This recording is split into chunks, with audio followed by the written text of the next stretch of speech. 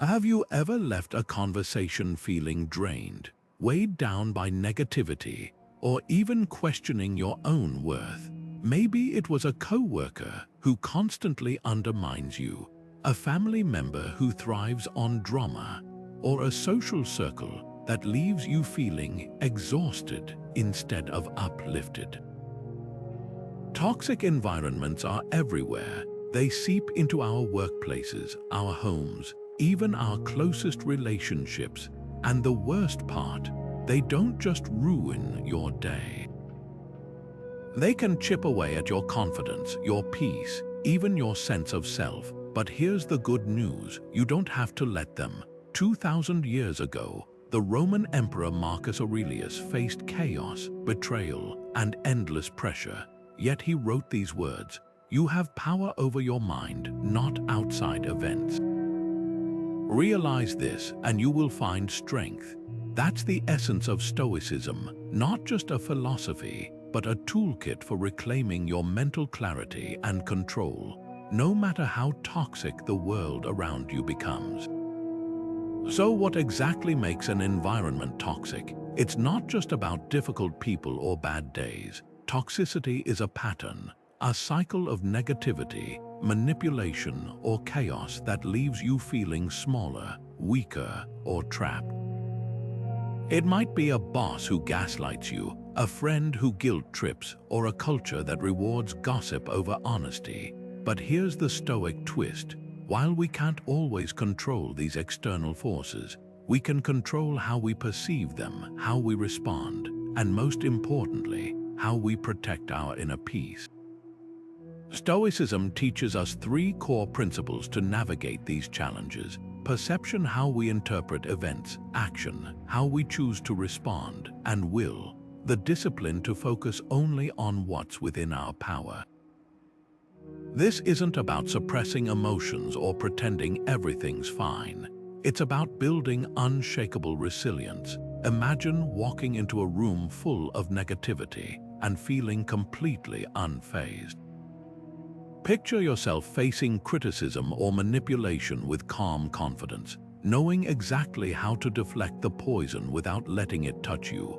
That's the power of Stoic techniques, practical, timeless strategies that turn chaos into clarity. And in this video, we're diving deep into how you can apply them starting today, because you deserve more than just surviving toxic environments. You deserve to thrive in spite of them. Think about the last time someone's toxic behavior rattled you. Maybe a passive-aggressive comment from a colleague or a family member's relentless criticism. Here's the Stoic shift. Instead of asking, "Why are they like this?" we train ourselves to ask, "What part of this can I actually influence?"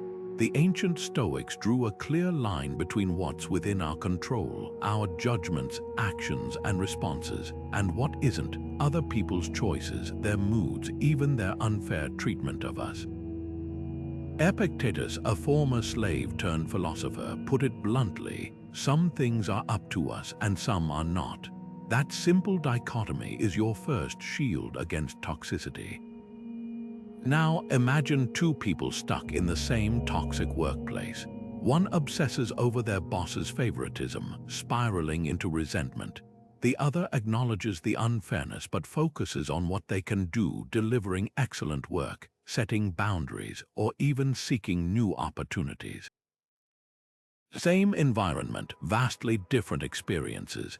That's the Stoic advantage. While modern stressors like social media comparisons or the pressure to always be on might seem worlds apart from the threats Marcus Aurelius faced: betrayal, plagues, wars, the human struggle remains the same: external chaos versus internal clarity. So let's make this practical. Pause for a moment and identify one toxic element in your life right now. Is it a relationship that leaves you feeling diminished?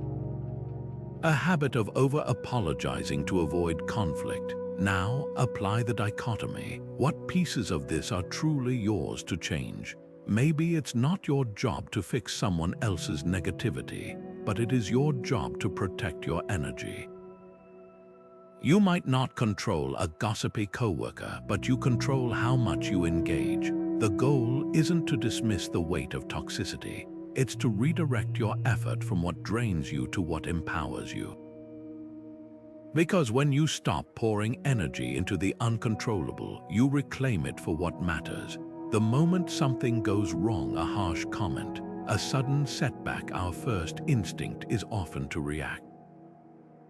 But Stoicism teaches us something radical. The event itself isn't what hurts us, it's our judgment of it. Seneca, the great Stoic thinker, called this turning obstacles into fuel. Picture a log thrown into your path. You can curse it, stumble over it, or use it to build a fire.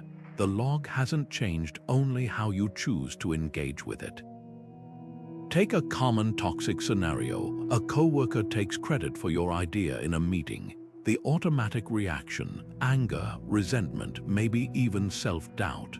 But the Stoic pause asks, what if this isn't a setback but a test of my character?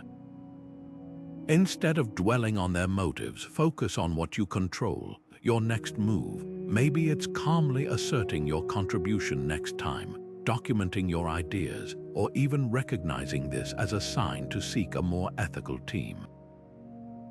The obstacle becomes the training ground for patience, strategy, or self-advocacy.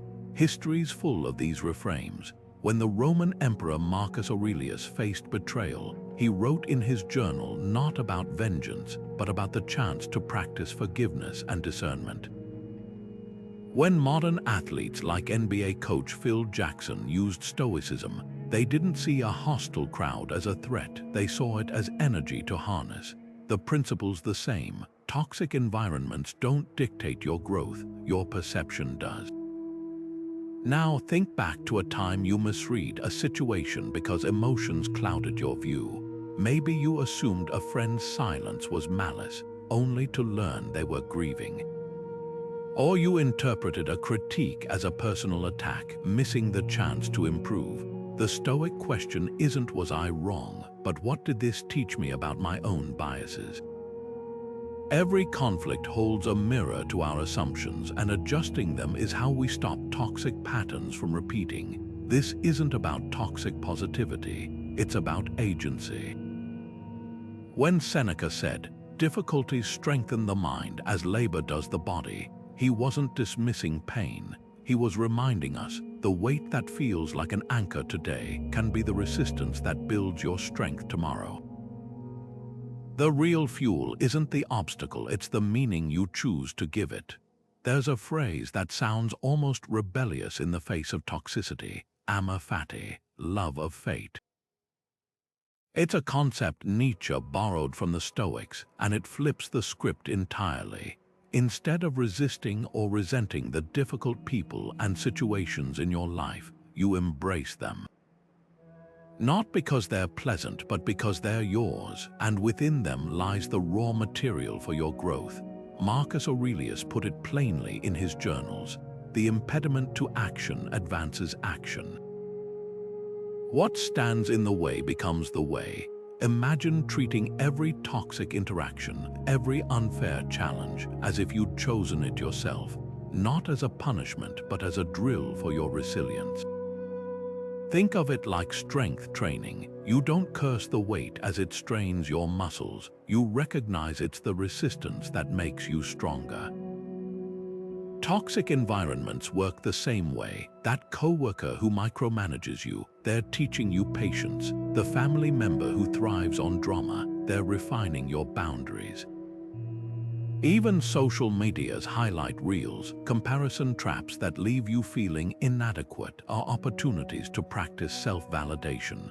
The Stoics didn't just tolerate hardship, they leveraged it. When Seneca was exiled to a barren island, he didn't wallow. He wrote, "This very place where I'm banished is where I can focus on what truly matters." Here's the challenge: find one current struggle, a toxic dynamic, a recurring frustration, and ask, what is this teaching me? Maybe the friend who constantly criticizes is showing you where you still seek external approval. A chaotic workplace might be revealing your capacity for adaptability. This isn't about excusing bad behavior or gaslighting yourself into false positivity. It's about reclaiming agency. Amor fati doesn't mean you stay in harmful situations indefinitely. It means you refuse to let them define you passively. You mine them for lessons, then move forward wiser. Marcus Aurelius faced betrayal, illness, and war, yet he wrote, "The art of living is more like wrestling than dancing." It's messy, it's uncomfortable, but it's where real strength is forged. So next time toxicity knocks at your door, try this reframe. This is my training ground. The weight you carry today is building the muscles you'll need tomorrow, and that, not the toxicity itself, is what you'll take with you. Ever notice how a single harsh word or sideways glance can send your mind spiraling into anger or self-doubt before you even realize it? That split-second reaction, where emotion hijacks reason, is exactly what the Stoics called the first movement of the mind. And it's in that critical moment that Epictetus, the Stoic philosopher who transformed his enslavement into a masterclass on inner freedom, gives us a game-changing tool, the discipline of assent. He taught that between stimulus and response there's a space, and in that space lies our power to choose. Picture this: someone snaps at you unfairly. Your chest tightens, your pulse quickens, the classic fight or flight response. Ancient mindfulness, absolutely, but Stoicism takes it further. It's not just about noticing the reaction, it's about interrogating it. Epictetus advised, first, say to yourself what kind of thing it is. In other words, label it. Is this comment a genuine threat or just noise? Is this person's mood really about you, or is it their own unresolved storm? That pause, even just 3 breaths long, creates a buffer where you regain sovereignty over your mind. Here's how to practice it step by step in heated moments. First, physically stop. Literally freeze for a heartbeat, no words, no gestures. Next, name the emotion. This is anger. This is hurt. Just that act of labeling dials down the brain's amygdala, the panic button. Then question the impression. Ask, is this within my control? If it's someone else's behavior, the answer's likely no, so why hand them the keys to your peace? Finally, choose your move, not from impulse, but from principle. Maybe it's silence, maybe it's a boundary, but it's yours. Modern mindfulness teaches us to observe thoughts without judgment. Stoicism adds a razor's edge, interrogate their validity. Marcus Aurelius practiced this daily, writing, "The things you think about determine the quality of your mind." When a colleague rolls their eyes at your idea, you can assent to the thought, "They disrespect me," and spiral, or you can dissent, "Maybe they're stressed. Maybe this is data to improve my pitch. The event hasn't changed, but your suffering has. Try this today. Pick one minor irritation, a delayed train, a snippy text, and apply the pause. Notice how often your initial interpretation is just one of many possible truths, because toxicity thrives in automatic reactions, but withers under examined thought. And that pause, it's not just a technique, it's the birthplace of your unshakable calm. When we hear the word detachment, it might conjure images of cold indifference, stone-faced silence in the face of cruelty, or a shrug in response to injustice. But Stoic detachment is something far more powerful. It's the art of engaging fully without being consumed. Seneca captured this perfectly in his letters, warning against emotional contagion, the tendency to absorb the negativity of others like a sponge. He wrote, "No plague is more contagious than that of bad example."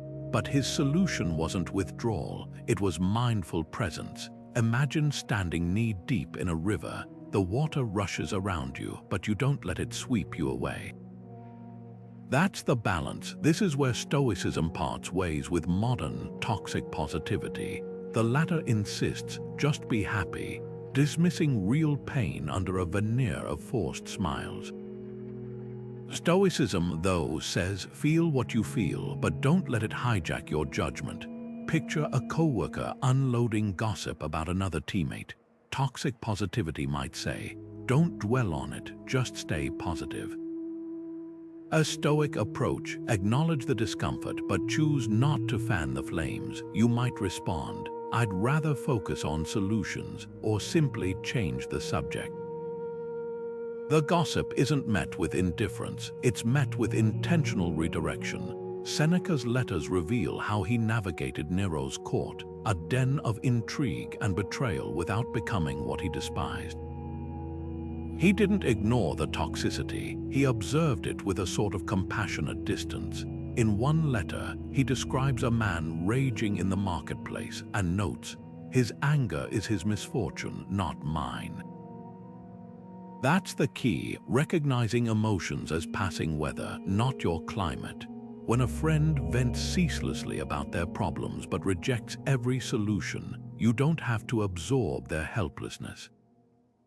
You can offer empathy without endorsement, listening without adopting their despair. Think of it like this: you're at a concert where the crowd surges forward. You have two choices: get crushed in the mosh pit or step back just enough to keep your footing.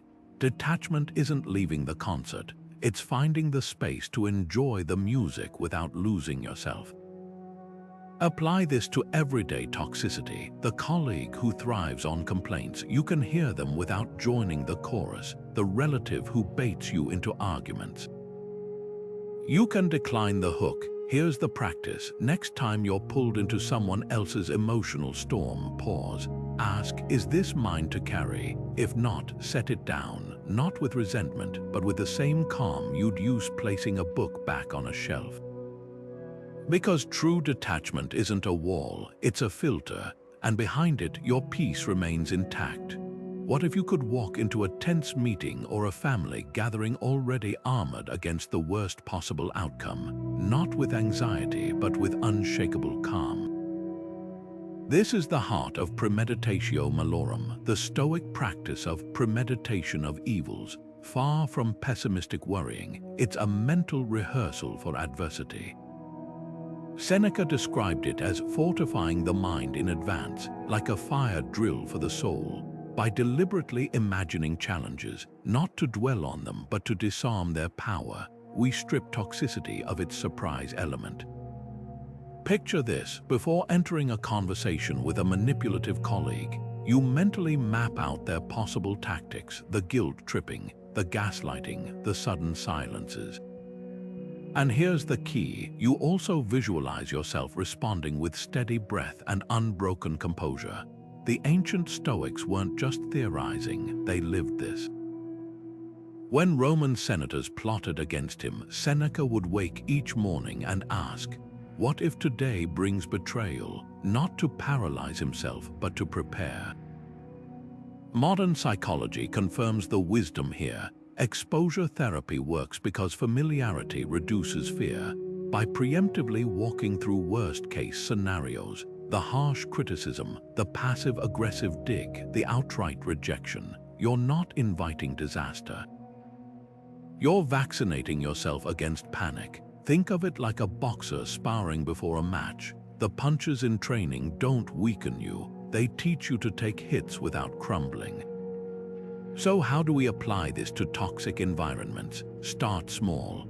Identify one recurring stressor, maybe a relative who always belittles your choices or a friend who monopolizes conversations. Now close your eyes and vividly imagine the interaction going as poorly as possible. They interrupt you mid-sentence. They dismiss your achievements. They twist your words. Then envision yourself anchored in Stoic principles. This is their chaos, not mine. I control only my response. See yourself pausing, breathing, and choosing not to take the bait. The goal isn't to predict every detail. It's to inoculate yourself against emotional hijacking. Here's the twist: often, the worst case we fear is never as catastrophic as our imagination paints it.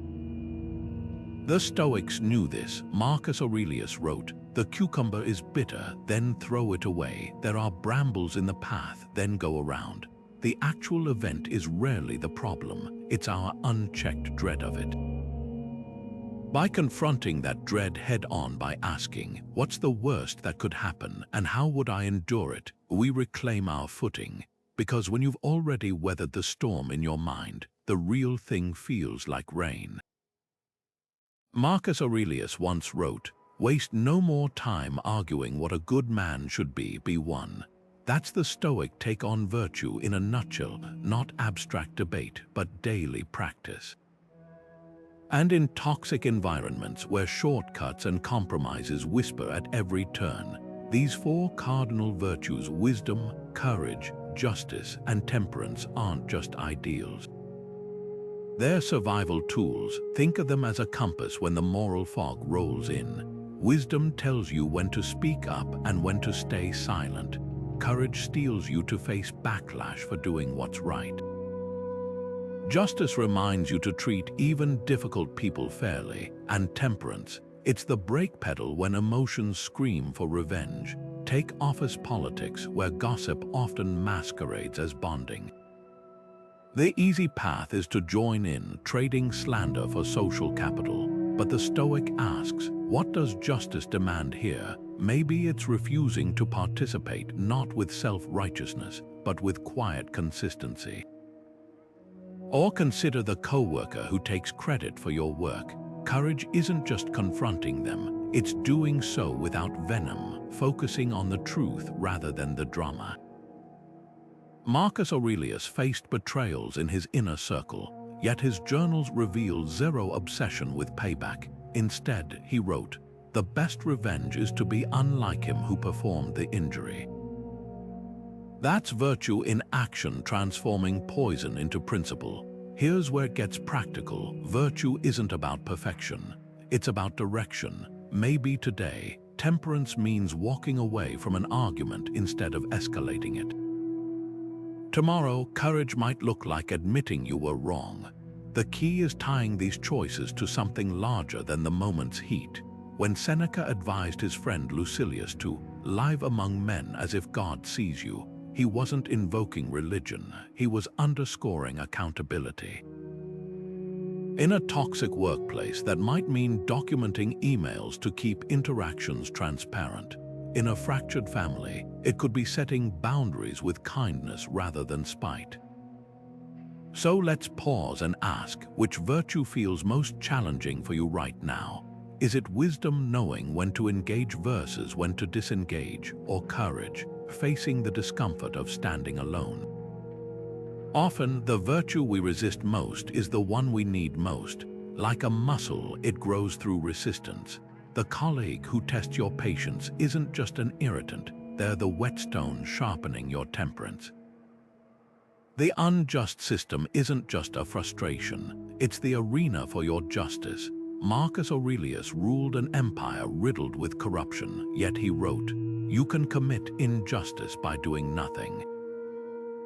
That's the Stoic edge, recognizing that neutrality in the face of toxicity is its own kind of complicity. Virtue isn't passive, it's the deliberate choice to be a thermostat, not a thermometer. You don't just reflect the environment, you regulate it. And sometimes the most revolutionary act in a toxic world is simply to remain human. Imagine your mind as a fortress, an inner citadel with towering walls, a moat of clarity, and gates you alone control. Inside, there's stillness. Outside, chaos rages, the noise of opinions, the storms of others' moods, the siege engines of negativity. But here's the Stoic secret. No one can breach those walls unless you lower the drawbridge. Epictetus, who knew firsthand how fragile external security could be, he was enslaved as a child, taught that while we can't control the world's chaos, we can always retreat into this inner stronghold. He wrote, "Men are disturbed not by things, but by the views they take of them." That fortress isn't made of stone, it's built of perception, discipline, and the unwavering choice to guard your peace like a sacred trust. Think of the last time someone's words felt like an invasion. a cutting remark that echoed in your mind for hours. Now picture this alternative. The comment lands at the gates of your citadel, and you simply don't grant it entry. It lingers outside, powerless, because you haven't endorsed it with your attention or reaction. Marcus Aurelius described this as the soul's ability to circle back upon itself, to retreat into its own light when darkness presses in. Modern neuroscience echoes this ancient wisdom. When we consciously pause before reacting, we activate the prefrontal cortex, the brain's command center for rational choice, rather than surrendering to the amygdala's primal alarms.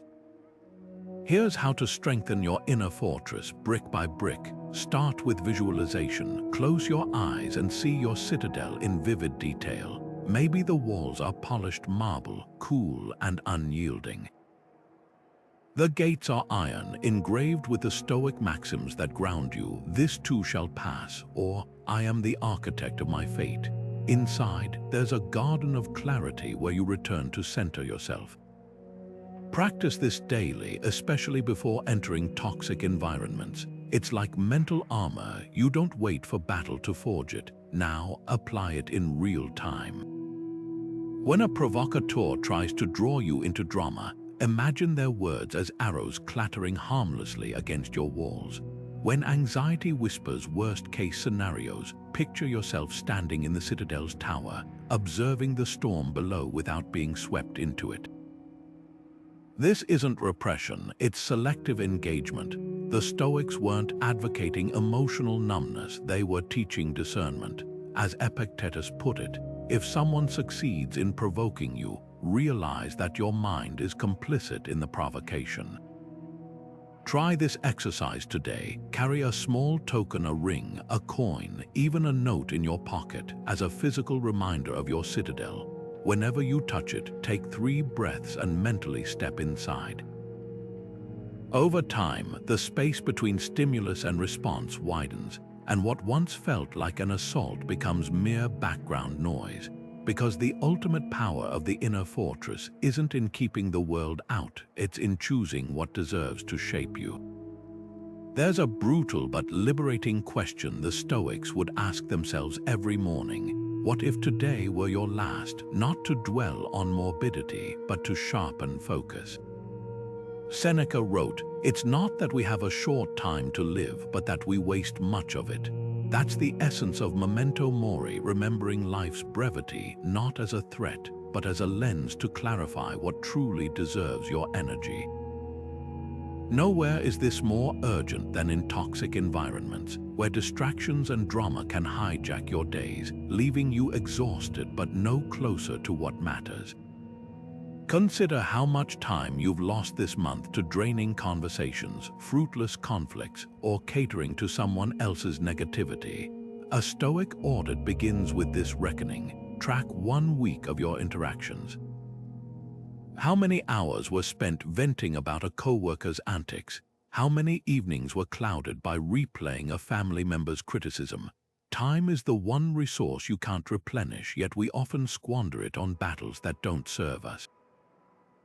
Marcus Aurelius warned, "You could leave life right now. Let that determine what you do and say and think."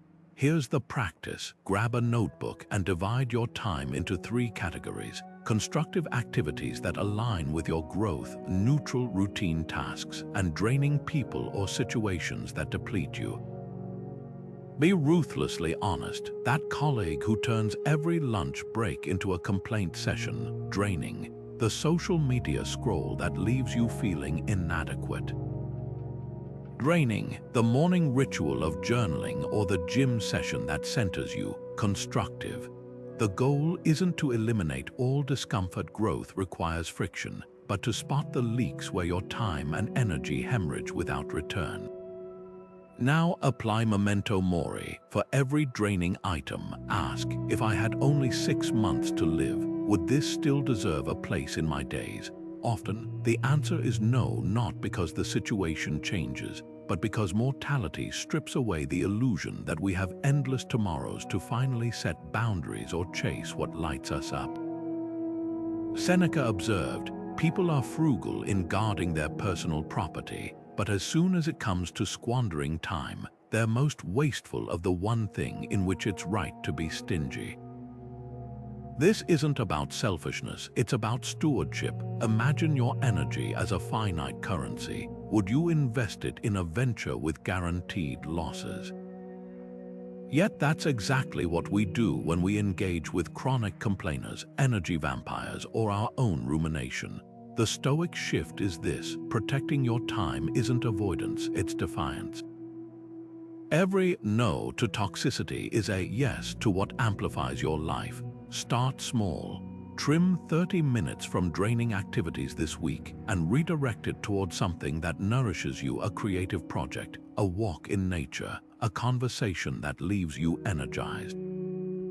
Epictetus offered a litmus test. If you seek truth, you will not seek victory by dishonorable means. Apply this to time. If you seek a meaningful life, you won't barter your hours for hollow victories in toxic battles. Because when you stare down the reality of Memento Mori, one truth becomes undeniable. The clock is always ticking, but you get to choose where its hands point. And that choice, more than any external circumstance, determines whether your days are spent surviving or thriving. Boundaries often get a bad reputation, seen as walls, rejections, or even acts of hostility.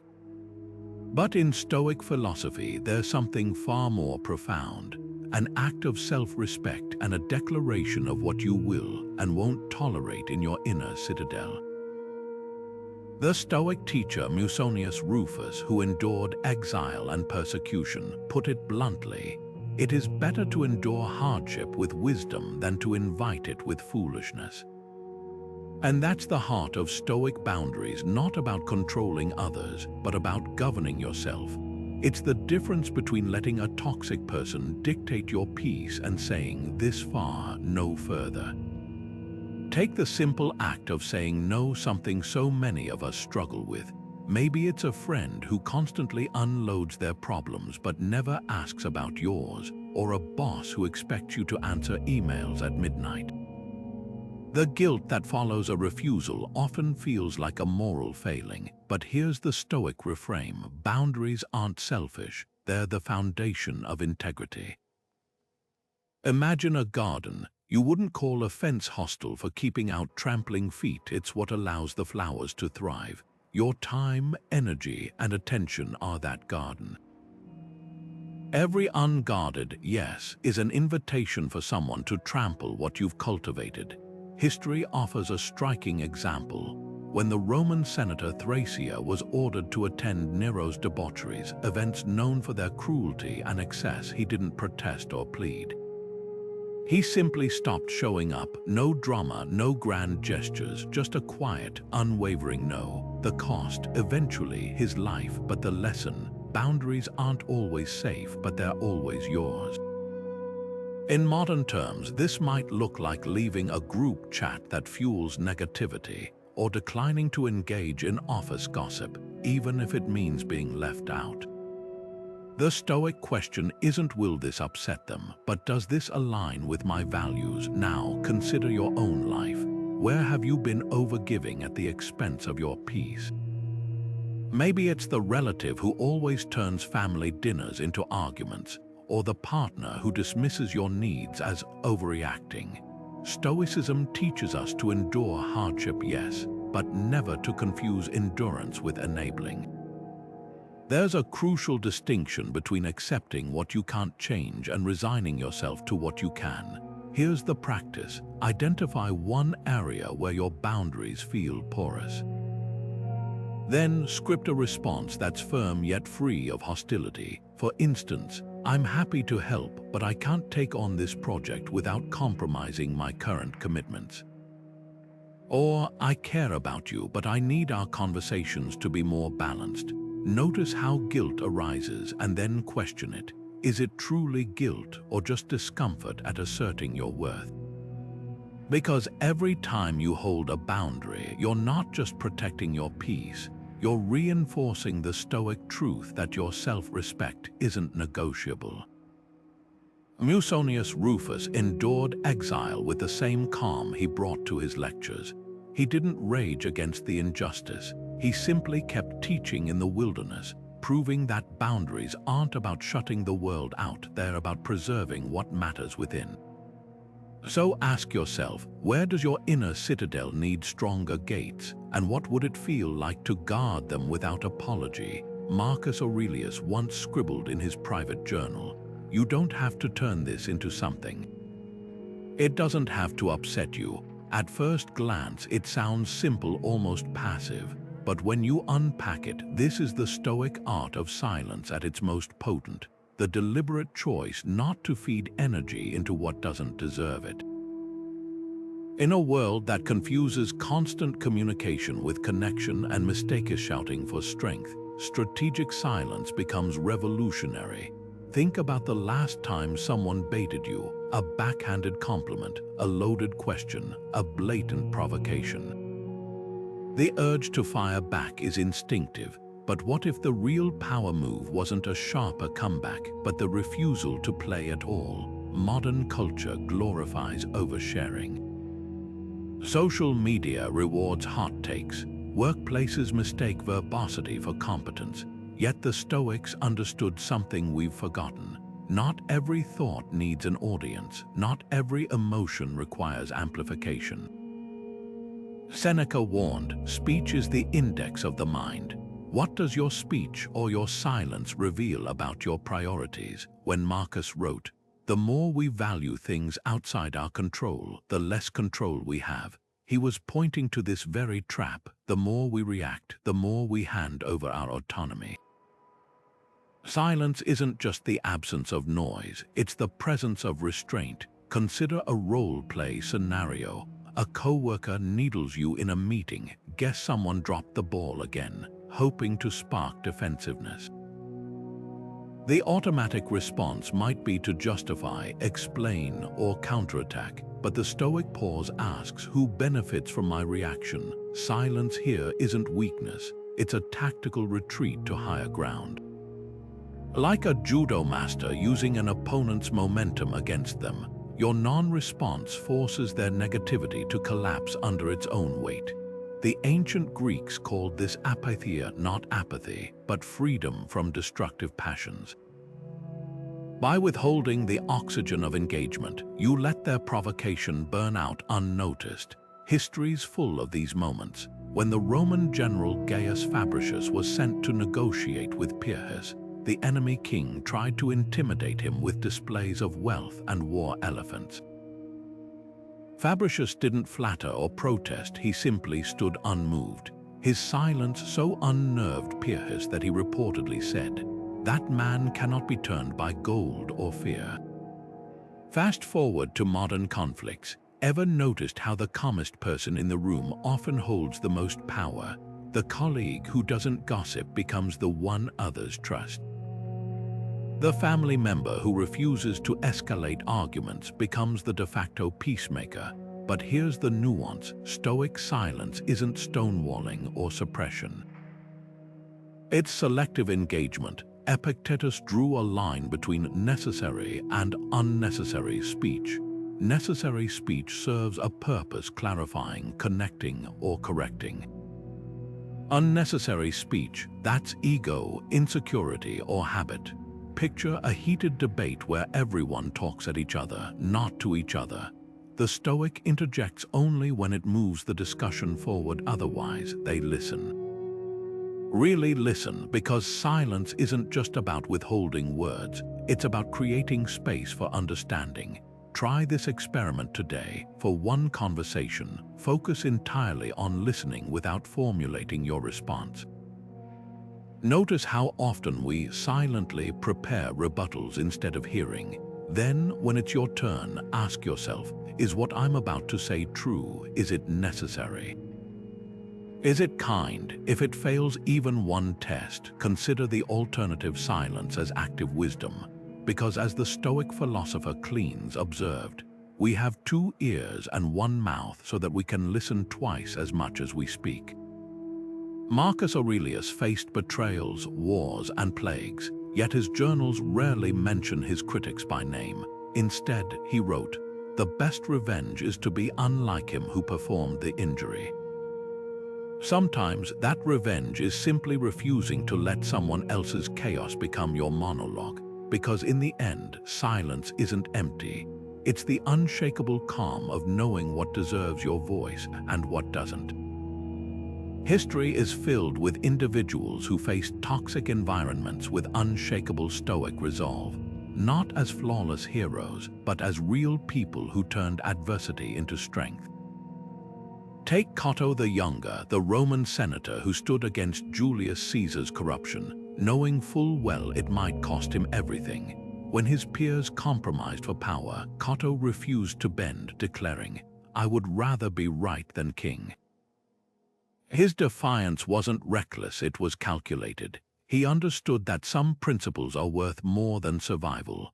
Even his enemies respected him.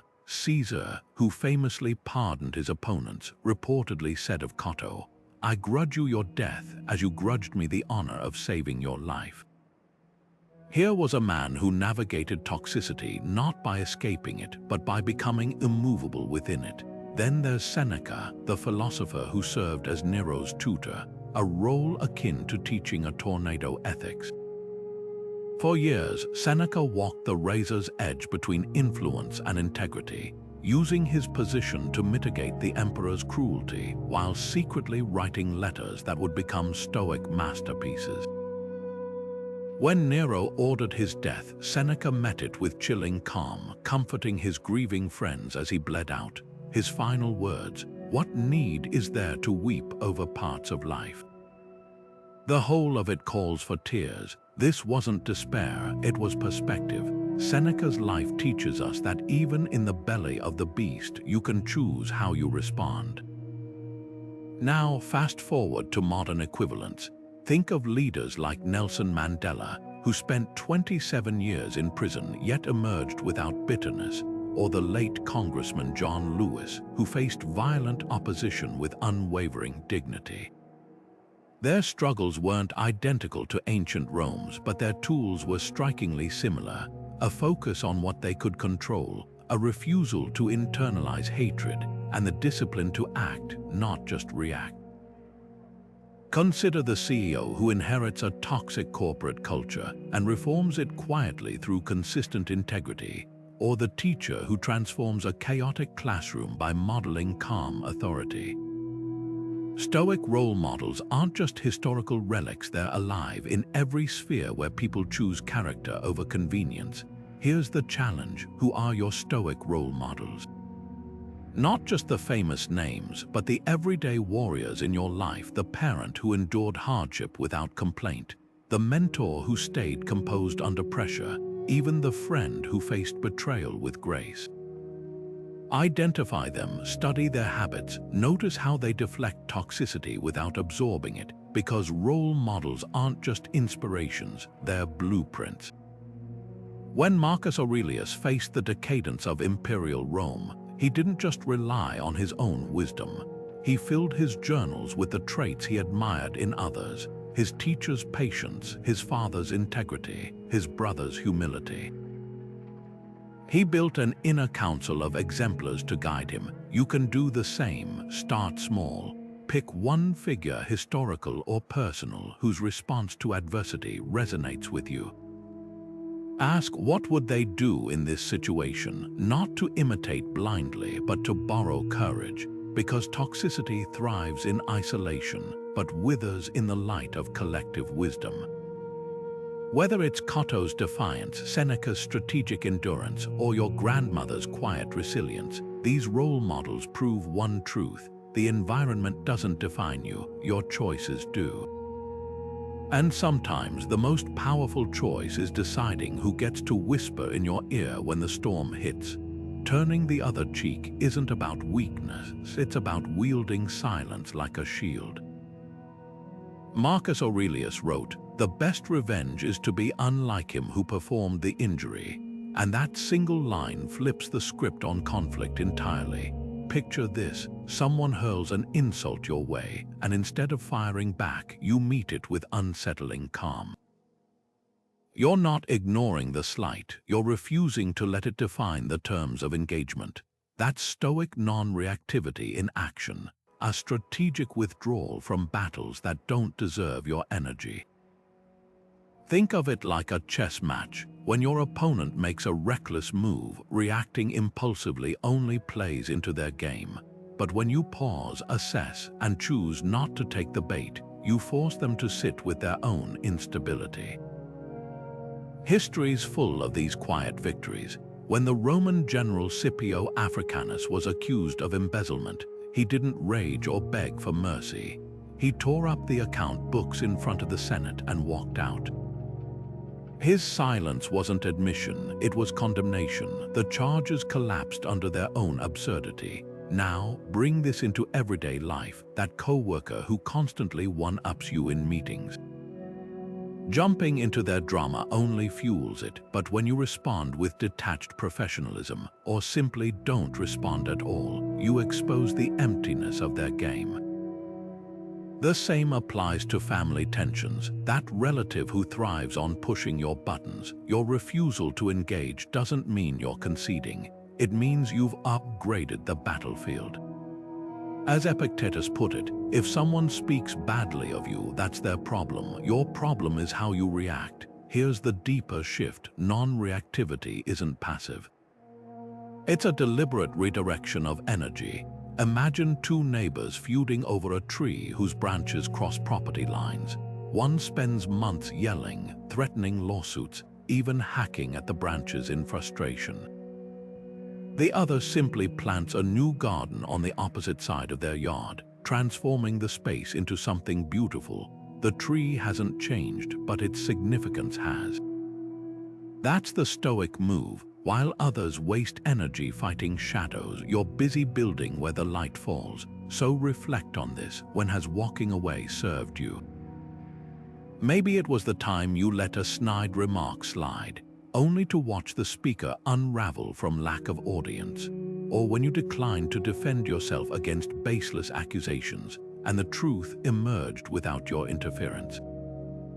These aren't moments of defeat, they're masterclasses in leverage, because toxicity feeds on reaction. Starve it, and what remains is just noise. Marcus Aurelius ruled an empire, but his greatest power was this: he knew which battles were beneath him. And in that knowing, he won every war that mattered.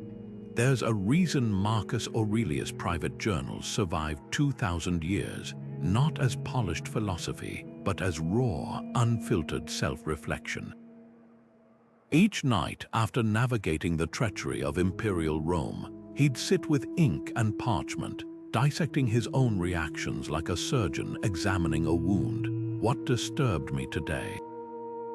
Where did I falter? How might I rise tomorrow? This wasn't just diary keeping. It was mental alchemy, transforming toxic encounters into wisdom, and you can wield the same tool tonight. Picture this: you leave a tense interaction, maybe a passive-aggressive comment from a coworker or a draining argument with a relative. The emotions cling to you like smoke. Here's where Stoic journaling differs from venting. Venting reheats the anger, journaling cools it to clarity. Start with 3 questions etched in ancient wisdom. What hook did the toxicity sink into me?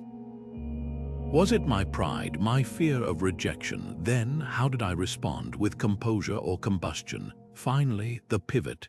If this happened again, what would my best self do? This isn't self-criticism, it's self-reprogramming. Consider a real-world example. Your boss publicly dismisses your idea. That night, your journal might read, "What disturbed me?" Not the dismissal, the humiliation in front of peers. My response: defensiveness, then withdrawal. Better path: prepare data upfront next time, or privately address his feedback style. Notice the shift. The focus isn't on changing the boss, it's on refining your resilience. Seneca called this daily auditing, likening it to a merchant reviewing their ledger. Except here, the currency isn't gold, it's growth. Modern research backs this. Studies on expressive writing show that structuring reflections around what happened and what I learned reduces stress hormones more than unstructured ranting. The Stoics were ahead of their time. They knew that raw emotion processed through reason becomes insight. Try this template tonight. Set aside 10 minutes. Write the day's toughest moment, then dissect it like Marcus would. What stung? Was it the event or my interpretation? Did I assent to negative impressions too quickly? Then script a better response for next time, not as a hypothetical, but as a mental rehearsal. Epictetus taught that we don't rise to the level of our hopes, but fall to the level of our training. Journaling is that training ground, and here's the secret. Some days you'll trace your turmoil back to a surprising source, not others' toxicity, but your own unexamined expectations. Maybe you expected fairness from someone who's never played fair, or patience from someone allergic to stillness. That's the journal's gift. It doesn't just reveal the world's chaos. It reveals where you've been handing it the keys to your peace. So close this day as Marcus did, not tallying wrongs, but forging wisdom, because the page doesn't judge. It just waits to turn your reactions into resilience. Stoicism often gets mislabeled as cold or unfeeling, a philosophy of emotional suppression, but the truth is far more nuanced. The Stoics weren't against compassion. They were masters of directing it wisely. Take Hierocles, a lesser-known but brilliant Stoic thinker who introduced the concept of circles of concern. Imagine a series of rings radiating outward from a center point. You at the core, then family, friends, community, and finally humanity at large. The goal isn't to detach from these circles, but to consciously engage with them in a way that doesn't collapse your inner citadel. This is the Stoic tightrope, caring deeply without being consumed. Think of a colleague who's clearly struggling, missed deadlines, distracted in meetings, maybe even snapping at others. The automatic response might be to dive headfirst into their chaos, offering endless advice, covering their shifts, or absorbing their stress. But here's the Stoic question: is this help or enabling? Helping empowers, enabling perpetuates. Imagine you're throwing a lifeline to someone drowning. If they grab it, you pull them to safety. If they refuse and pull you under instead, you're not obligated to sink with them. The ancient Stoics would call this sympatheia, shared feeling without shared destruction. Consider a real-world case study. Sarah notices her co-worker, Jake, is overwhelmed. His projects are slipping, and he's withdrawn. A non-Stoic approach might involve taking on his workload to rescue him, leading to her own burnout. A Stoic approach, she schedules a private talk. I've noticed you've seemed stressed. What's one thing I can do that would actually help? Jake admits he's dealing with a family crisis and needs flexibility on deadlines. Sarah offers to advocate for him with their manager, a targeted, sustainable action, but declines to ghostwrite his reports. She stays connected to his struggle without adopting it. This balance hinges on two Stoic tools. First, the dichotomy of control, recognizing you can't force someone to change, but you can offer support within your limits. Second, oikeiosis, the practice of extending care methodically, like hierarchical circles. Start with what's closest your well-being, then move outward their needs, ensuring no circle is neglected. Marcus Aurelius modeled this in his reign. He funded schools and hospitals' outer circles, but also guarded his mental clarity inner circle, writing, "It's ruinous for the soul to be anxious about future events." The modern twist, technology blurs these circles. A single text can yank you from me to them in seconds. That's why Stoic compassion requires boundaries, not walls but filters. When a friend spirals in late-night messages, you might respond at dawn with, "I hear you're hurting, let's talk," when we're both present. No guilt, no apology. Just a reminder that empathy isn't measured by how much you endure, but by how clearly you see where your responsibility ends and theirs begins. Epictetus, who taught that suffering stems from misplaced expectations, put it bluntly, If you want to improve, be content to appear clueless in what's beyond your control. Apply this to compassion. You're not a therapist, a savior, or a dumping ground. You're a human offering what you can: a listening ear, a concrete favor, a hard truth, without mortgaging your peace. Because the most compassionate thing you can do for others isn't burning yourself out for them. It's showing them, by example, how to stand steady in their own storm. Marcus Aurelius had a habit of stepping back, way back, not just mentally but cosmically. He'd close his eyes and imagine viewing Earth from the stars, watching human dramas unfold like ants scurrying over a pebble. He called this the view from above, and it wasn't escapism, it was emotional alchemy. By zooming out, he dissolved pettiness into perspective, that colleague who stole your idea. From space, they're a speck, that family feud, a flicker in time. This exercise isn't about dismissing your struggles, it's about seeing them in their true proportion. Try it now. Picture yourself floating above your city, then higher continents shrink to patches, oceans become puddles. Keep going until the Earth is just a pale blue dot. Now revisit that conflict that felt so consuming. How significant does it look from here? The Stoics weren't suggesting your problems don't matter. They were reminding you that most of what feels urgent isn't. Marcus wrote, "Think of the universal substance of which you have a very small portion." That's the cosmic perspective, recognizing you're part of something vast, and the things that rattle you are equally fleeting. Here's the practical twist. Next time you're stuck in a toxic spiral, ask, how will this matter in a year? Not hypothetically, literally mark your calendar. Set a reminder for 12 months from today with the subject line, "Remember that thing that upset me on date." Chances are, when it pops up, you'll struggle to recall why it felt so heavy. A study published in the Journal of Positive Psychology found that 85% of worries people considered major resolved or became irrelevant within a year. The Stoics knew this intuitively. They trained themselves to fast forward through time, diffusing present emotions with future clarity. Consider the historian who chronicles wars.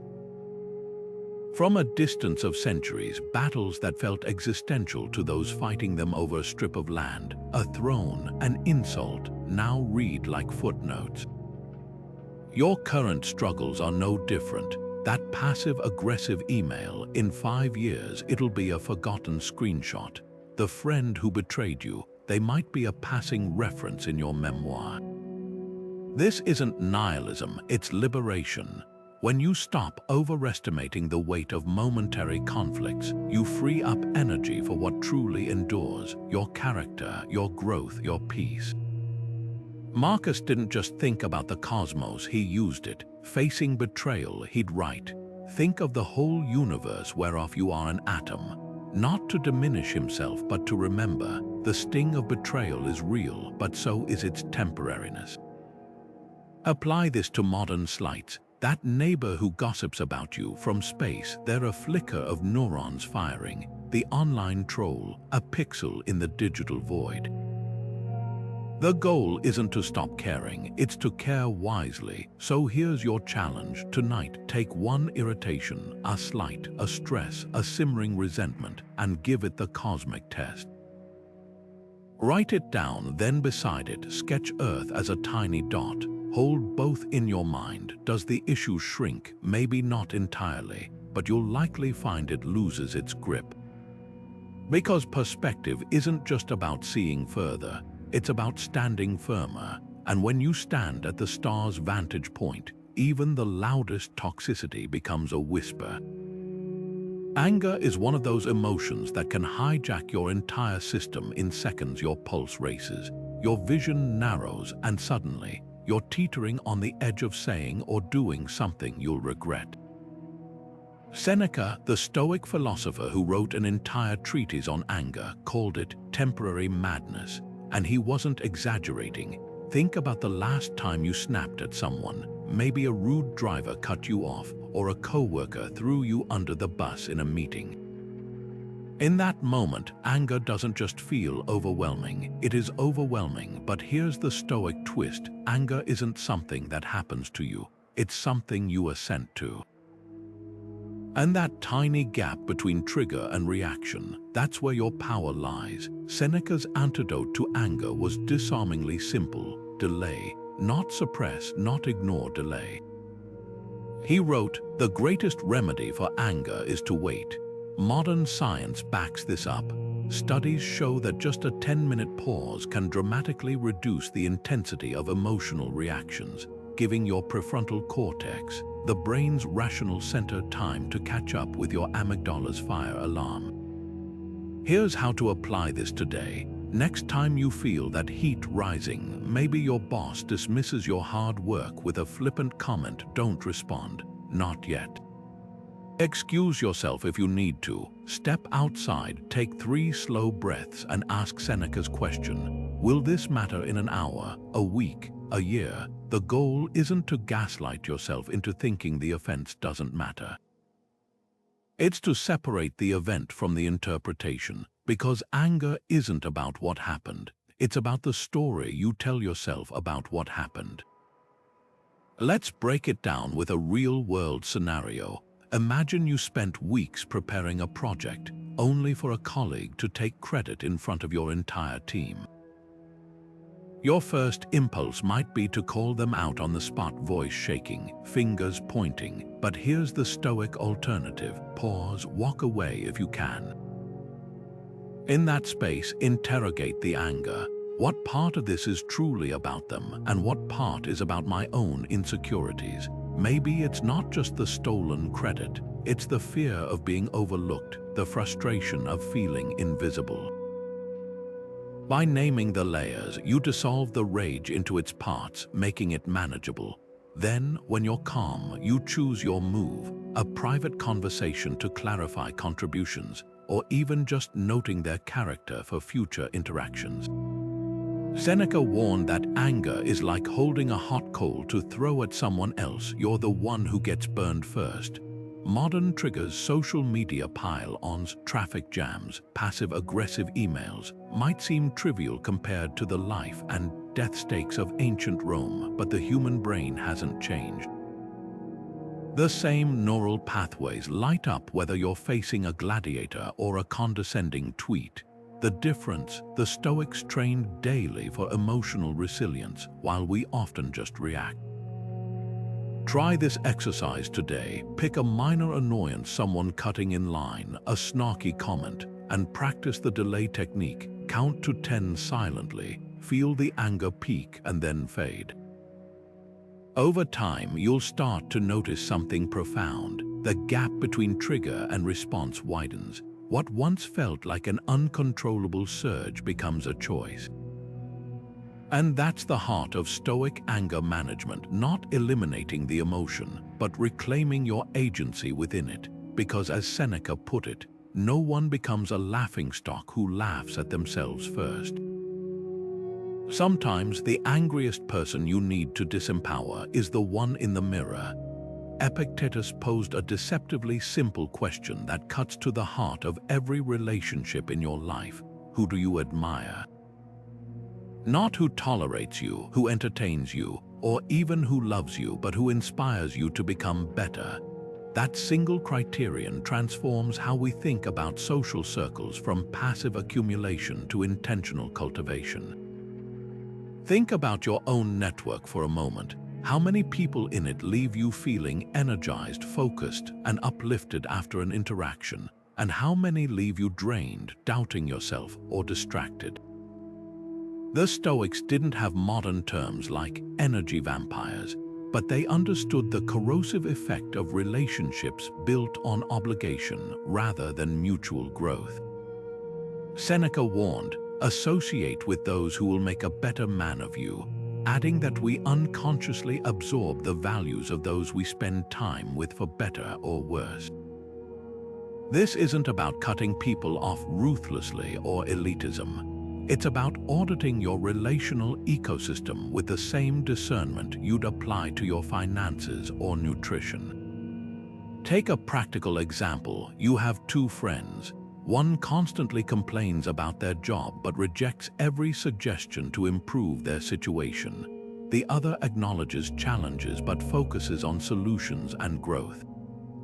Both might be equally good people, but which one's presence aligns with your aspirations? The Stoic approach doesn't demand you abandon the first friend, but it does ask you to recalibrate how and when you engage. Maybe you limit venting sessions and instead invite them on a hike where conversation naturally shifts toward more constructive topics. Or you set a boundary. I'm happy to listen, but I'd love to brainstorm ways forward together. History offers a striking model in the friendship between Marcus Aurelius and his teacher Junius Rusticus. Their bond wasn't based on convenience or flattery. It was rooted in Rusticus' ability to challenge Marcus' thinking and hold him accountable. Compare that to many modern friendships where the unspoken contract is often mutual validation rather than growth. The Stoic question isn't, do I like this person? But does this person help me remember who I aspire to be? Here's how to conduct a Stoic relationship audit. First, list the 5 people you interact with most. Next to each name, note how you typically feel after spending time with them: energized, neutral, or depleted. Then, identify which of Epictetus' 3 relationship categories they fit. Those who inspire you upward, those who pull you down, and those who simply exist in your orbit without much impact. The goal isn't to purge your life of everyone in the latter 2 groups. That's neither realistic nor kind, but to consciously increase the ratio of time spent with those who elevate you. The modern twist: digital connections count. That influencer you follow who fuels your insecurity with their curated perfection. That's a one-sided energy drain. The podcast host whose interviews leave you buzzing with ideas. That's passive mentorship. Even in virtual spaces, the Stoic principle holds. You're the curator of your attention, and attention is the currency of relationships. The hardest part of this audit often isn't identifying energy vampires, it's recognizing when you've been one. There's profound humility in asking, have I been the Rusticus in someone's life or the distraction? Because Stoic networking isn't just about receiving value, it's about ensuring you're worthy of the company you seek. As Musonius Rufus taught, if you want to be admired, live admirably. The most powerful social circle isn't the one that looks impressive, it's the one that makes you more authentic, resilient, and alive. And that's a network built not on status, but on mutual becoming. Marcus Aurelius faced a plague that wiped out 1/3 of Rome, betrayal from his closest allies, and the constant weight of ruling an empire. Yet he wrote in his private journal, "The impediment to action advances action. What stands in the way becomes the way." That single line flips the script on adversity entirely. It's not about enduring obstacles, it's about leveraging them. Think of a blacksmith's forge. The hammer doesn't destroy the metal, it shapes it. The fire doesn't weaken the blade, it tempers it. The Stoics understood this alchemy of hardship. What appears to block your path is the path. Take the story of Admiral James Stockdale, shot down over Vietnam and held as a prisoner of war for 7 years. Beaten, tortured, and isolated, he later credited his survival to Epictetus' teachings. Where others saw hopelessness, Stockdale saw raw material for resilience. He couldn't control his captors, but he could control how he interpreted their cruelty. In his darkest moments, he'd ask, "What is this teaching me?" not as a hollow pep talk, but as a tactical question. The isolation honed his mental discipline. The interrogations tested his clarity. By the time he was released, he'd transformed his ordeal into a masterclass in Stoic fortitude. Years later, he'd call his imprisonment the defining event of my life, not because it broke him, but because it revealed who he'd always been. Now zoom into everyday life. That coworker who constantly undermines you, they're not just an annoyance, they're a drill for your patience and assertiveness. The project that fell apart, it's not just a failure, it's a curriculum in adaptability. Even social media's highlight reels, which can leave you feeling inadequate, are secretly training you in self-validation. The principle is universal. Obstacles don't block growth, they are growth in disguise. Here's where most people stumble. They mistake Stoicism for passive acceptance, grinning and bearing life's blows. But Marcus Aurelius didn't just tolerate his obstacles, he engaged them. When senators plotted against him, he studied their tactics to sharpen his discernment. When epidemics ravaged Rome, he streamlined laws to protect the vulnerable. The impediment didn't just become the way, it revealed the way. So here's your challenge. Identify one current struggle, a toxic dynamic, a rejection, a setback, and ask, how is this secretly strengthening me? Maybe the friend who flaked on you is teaching you self-reliance. The burnout you're feeling is highlighting where you've misplaced your priorities. The criticism that stung is pointing to an area ripe for growth. This isn't about toxic positivity. It's about recognizing that resilience isn't something you're born with. It's something you forge in the friction of difficulty.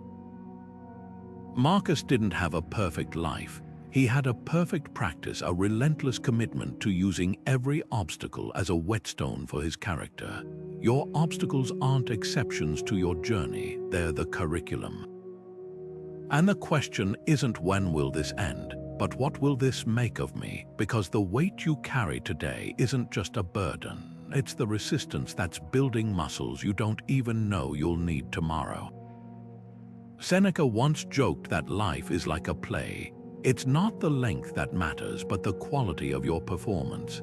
And if there's one thing the Stoics understood, it's that humor isn't just a distraction from life's challenges, it's a weapon against them. Picture this, someone throws a passive-aggressive jab your way. Wow, you actually finished the project on time. And instead of bristling or firing back with venom, you smile and say, I know, right?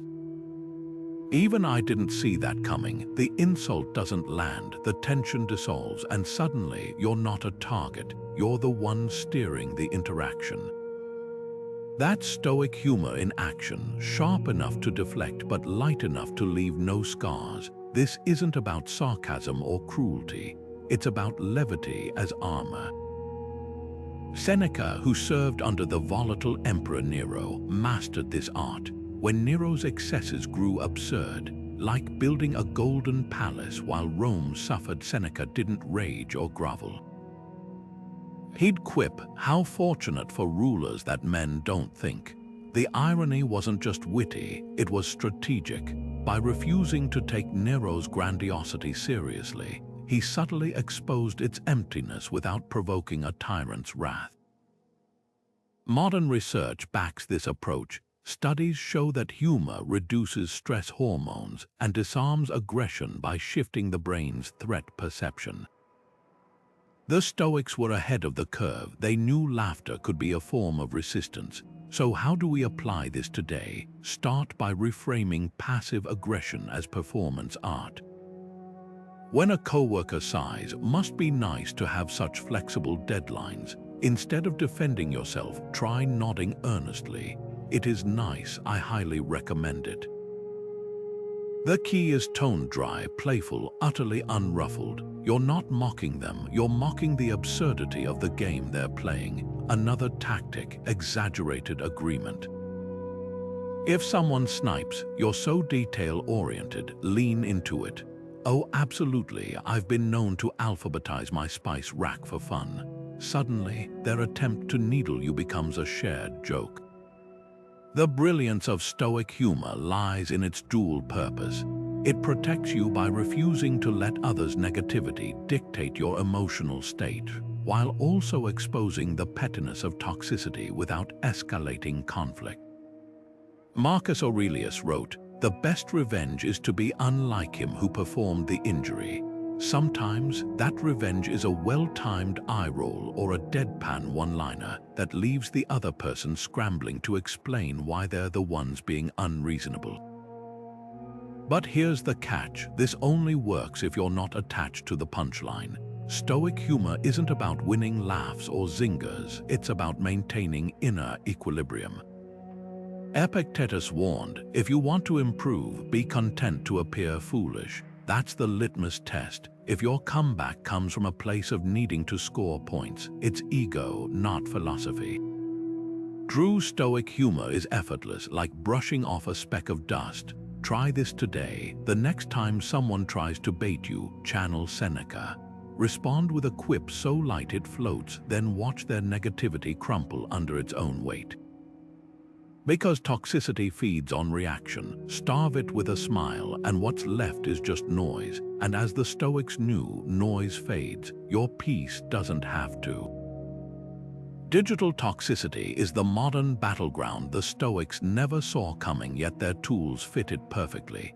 Imagine scrolling through your feed, that familiar tightness in your chest as you compare your life to curated highlight reels, or the itch to check notifications during dinner with loved ones. This isn't just distraction, it's a daily siege on your attention and self-worth. Epictetus, who lived centuries before the first smartphone, somehow nailed the solution. If anyone tells you that a certain person speaks ill of you, don't make excuses but answer, "He must not know my other faults, or he wouldn't have mentioned just these." That's the Stoic mindset for social media, not fearing others' opinions because their judgments are fragments, not facts. The real danger isn't the screens themselves, it's the unchecked habits they create. Think of your phone like a Stoic would, an indifferent, a tool that's neither good nor bad until you assign it purpose. Used intentionally, it connects you to knowledge and loved ones. Left untamed, it becomes a slot machine for your dopamine, training you to crave validation in likes or dread missing out. The fix: treat digital detoxes like the ancient Stoics treated their evening reflections, not as punishment but as training. Start small. Designate 1 hour each morning where your phone stays in another room, or commit to screen-free meals. These aren't deprivations, they're reclamations. Seneca practiced something similar, setting aside time for solitude to be at home with himself. Your version might look like turning off notifications for 2 hours daily, creating literal space between you and the digital noise. Here's the deeper audit. Grab a notebook and track your screen time for 3 days, not just the minutes, but the emotional toll. Which app leaves you energized? Which one triggers envy or anxiety? The Stoics called this prosoch, mindful attention to where your energy flows. Maybe Instagram drains you, but a niche forum on philosophy sparks joy. The goal isn't blanket bans, it's strategic curation. Like Marcus Aurelius pruning unnecessary thoughts from his mind, you're pruning unnecessary inputs from your digital diet. Now apply Epictetus' wisdom to comments and DMs. When a stranger's critique stings, ask, "Does this person know me? Would I value their advice in real life?" Most online opinions are like graffiti on a passing train, loud, fleeting, and unrelated to your journey. The Stoic move isn't to argue or delete your account. It's to scroll with the detachment of someone watching clouds. Imagine your mind as a fortified castle. Tweets, trolls, and trends knock at the gates, but you decide which get an audience. Practical tip: before opening any app, pause and recite this Stoic prompt. What's my intention here? Social media thrives on mindless scrolling, but you're not a passive consumer, you're a Stoic practitioner. If you're logging on to learn, connect, or create, proceed. If it's just habit or emptiness, close the tab. This tiny moment of awareness disrupts autopilot mode. Over time, you'll catch yourself reaching for your phone less, not because you're disciplined, but because you've reclaimed something far more powerful: choice. The final test. Reflect tonight on this question. What single online habit, if removed, would free up mental space for what truly matters? Maybe it's doom-scrolling news or comparing your life to influencers' staged moments. Whatever it is, name it, then design a Stoic workaround. For every minute you reclaim, invest it in something that builds your inner citadel. Reading, walking, or even staring at the sky like Marcus did. Because the ultimate digital detox isn't about quitting the internet. It's about remembering you were whole long before it existed.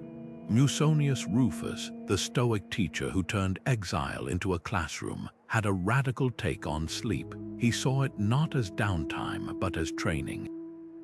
While others chased 8 hours of oblivion, he practiced what he called the discipline of the bed, a nightly ritual where rest became resilience.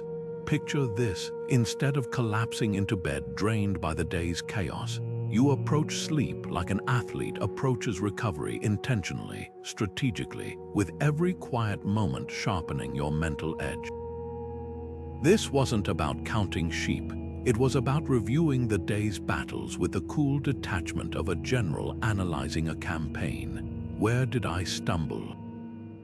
Where did I hold my ground? What would my best self have done differently? The pillow wasn't just for resting your head. It was for recalibrating your character. Modern science confirms the wisdom here.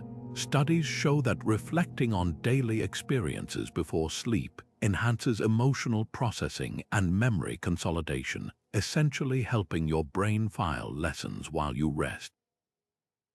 But the Stoics took it further. They didn't just journal about events, they dissected their reactions to them. Imagine lying down after a tense argument with your partner. A typical recap might replay who said what, fueling resentment. The Stoic review asks, did I respond with wisdom or wounded pride? Was my goal to understand or to win? This shift from external drama to internal audit transforms sleepless rumination into purposeful growth. Now, let's talk about the pre-sleep minefield: toxic conversations. Musonius warned against filling the mind with agitation before surrendering to slumber. He'd have cringed at our bedtime scrolling through work emails or rehashing conflicts with friends. Neuroscience backs him up. The brain replays the last 90 minutes before sleep on loop during the night, meaning that passive-aggressive text you sent at 11 p.m. isn't just keeping you awake, it's etching stress pathways into your memory. The Stoic antidote: a digital sunset. 1 hour before bed, silence notifications, and here's the hard part: avoid processing grievances with your partner or friends.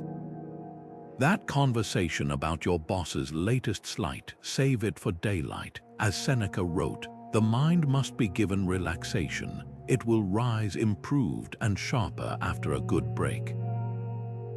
Practical tip: create a 3-step Stoic sleep transition. First, physical disengagement. Turn off screens, dim lights, signal to your body that the day's battles are over. Next, mental inventory. Spend 5 minutes with a notebook, not venting, but answering 3 questions. What tested me today? How did I respond? What would virtue look like next time? Finally, sensory grounding. Focus on your breath or the weight of the blanket, releasing each muscle as if shedding armor. The brilliance of this practice: it turns rest into active recovery. You're not just sleeping after the day, you're sleeping for tomorrow. Like a blacksmith cooling steel to strengthen it, you're tempering your mind in the quiet forge of the night. And when dawn comes, you won't just be rested, you'll be remade. Seneca once wrote that life isn't a sprint, it's a voyage across open water. There will be storms, doldrums, even moments when the horizon disappears entirely. But the sailors who panic at every squall exhaust themselves long before reaching shore, while those who steady the ship and adjust their sails endure. That's the heart of the Stoic long game, recognizing that toxic environments aren't permanent conditions, they're weather patterns, and weather, no matter how severe, always changes.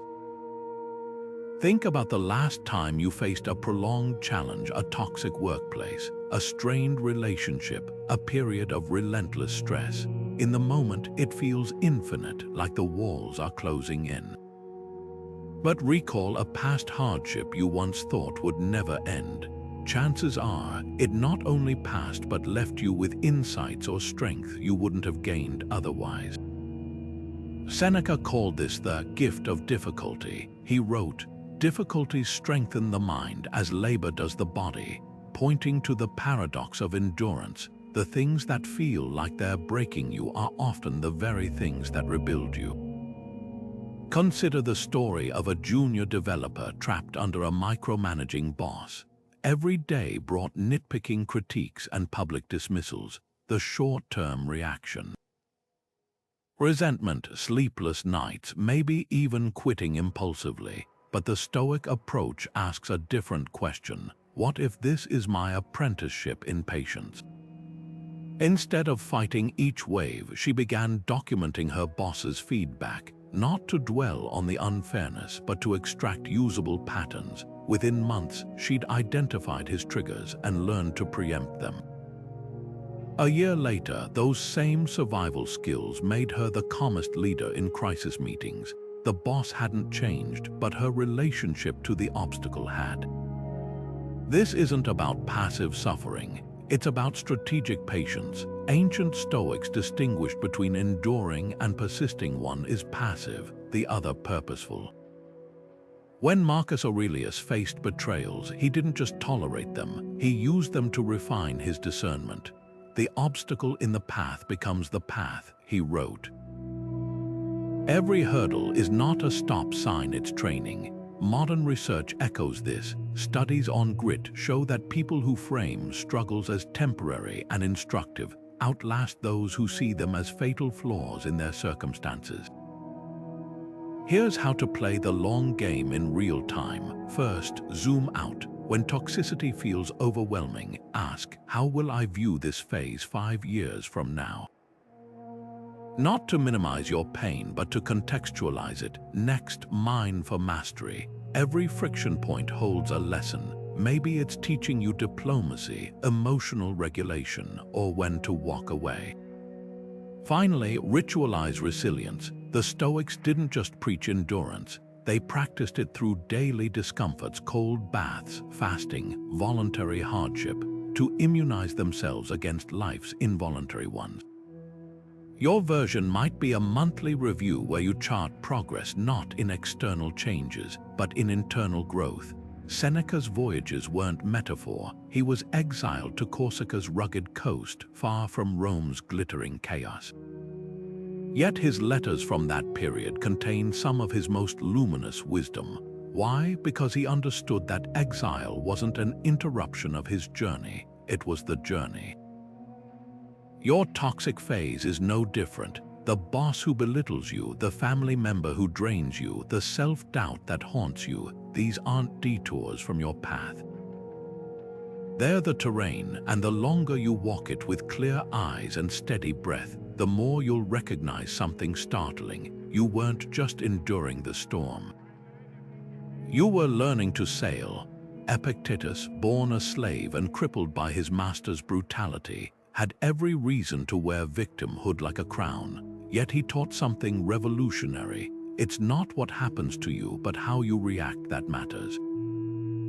This wasn't denial, it was defiance. He drew a line between actual injustice, things done to you, and self-imposed suffering, the stories we tell about those things.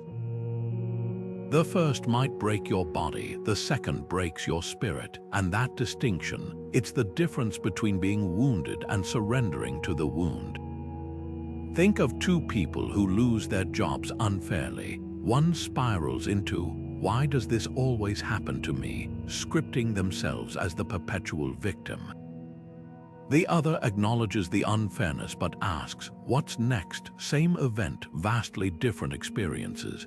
The Stoic insight here is brutal but liberating. Suffering isn't just something we endure, it's something we participate in. Every time we replay an offense in our minds, casting ourselves as the helpless protagonist, we're not just remembering pain, we're reigniting it. Here's where modern psychology and ancient wisdom collide. Studies on narrative therapy show that how we frame our struggles shapes their emotional weight. Call yourself a victim of a toxic boss, and you're trapped in their story. Call yourself a learner in a difficult chapter, and suddenly you're holding the pen. Epictetus knew this instinctively. When his master broke his leg, he reportedly said, "I told you you'd break it." Not with resentment, but with detachment, recognizing the act as the master's failure, not his own. Try this exercise. Pick one situation where you felt wronged, a betrayal, a dismissal, a harsh critique. Now rewrite it 3 ways. First, as a victim, they ruined everything. Next, as a survivor, I got through it. Finally, as a protagonist, this taught me. Feel the shift. The facts haven't changed, but your relationship to them has. That's Epictetus' gift, the realization that while we can't always control events, we can control the plot lines we assign them. This isn't about gaslighting yourself into positivity. It's about reclaiming authorship.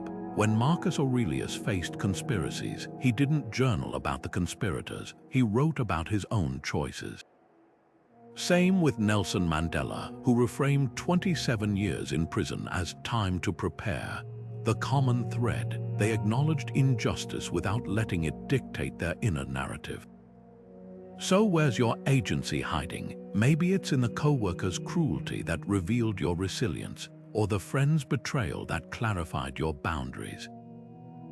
Even in the deepest wounds, there's a choice to lick them or let them teach you. As Epictetus put it, no one is hurt by an action unless they consent to be hurt.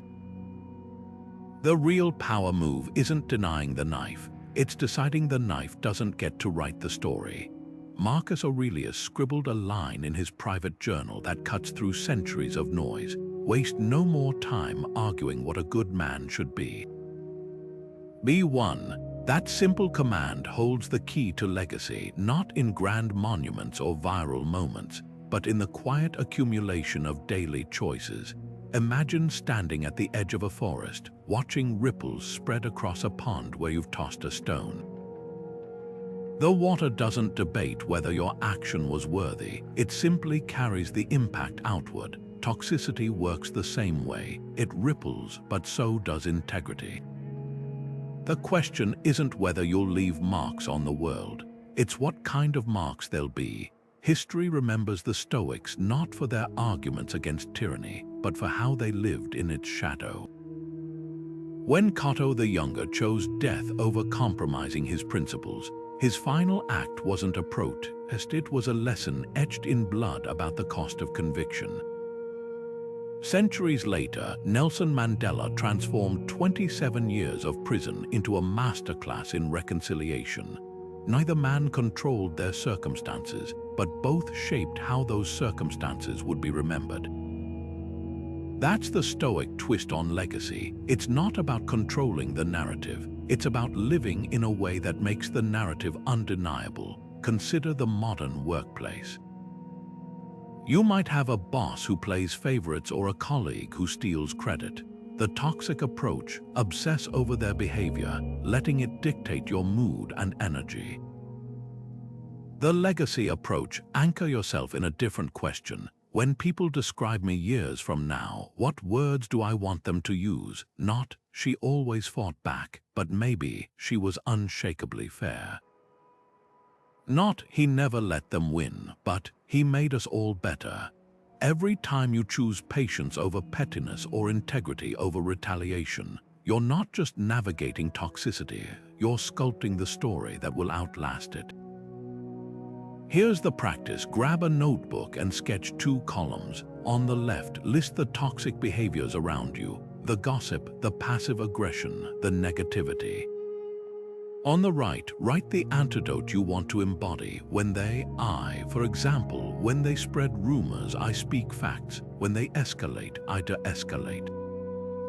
This isn't about changing others. It's about crystallizing who you refuse to stop being, no matter who's watching. Marcus called it leaving a good life behind, and not as a future goal, but as a present commitment. The irony, toxic people often crave control over reputations, outcomes, even emotions. But legacy belongs to those who surrender the illusion of control and focus on what can't be taken, their character. Think of a candle in a cave. The darkness doesn't extinguish it. The flame simply does what flames do, revealing the walls without trying. That's your choice in every interaction. You can curse the darkness or burn so consistently that others start checking their own shadows. So tonight, ask yourself this: if I were gone tomorrow, what would this room, this group, this community have caught from me? Not what you wish they'd caught, what they actually did. Because legacy isn't built in eulogies. It's built in the 1,000 tiny moments when you could have mirrored the toxicity around you, but chose instead to leave something harder to forget. We've navigated through ancient wisdom to arm you with timeless tools. First, the power of perception, that space between what happens and how you choose to see it. Then, the art of boundaries, not as walls but as filters that let in what nurtures and deflect what drains. And finally, virtue, the compass that guides you through chaos without losing yourself in it. These aren't just strategies, they're a way of reorienting your entire relationship with toxicity. Because here's the truth no one tells you: toxic environments don't create your suffering, they reveal where you've already handed over your peace. Think of a tree in a storm. The wind doesn't break it, it exposes which branches were already weak. Toxicity works the same way. That coworker's snide comment only stings if you've already tied your worth to their approval. The family member's drama only drains you if you've mistaken their chaos for your responsibility.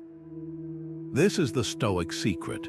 Inner peace isn't a place you arrive at, it's a muscle you strengthen every time you pause before reacting.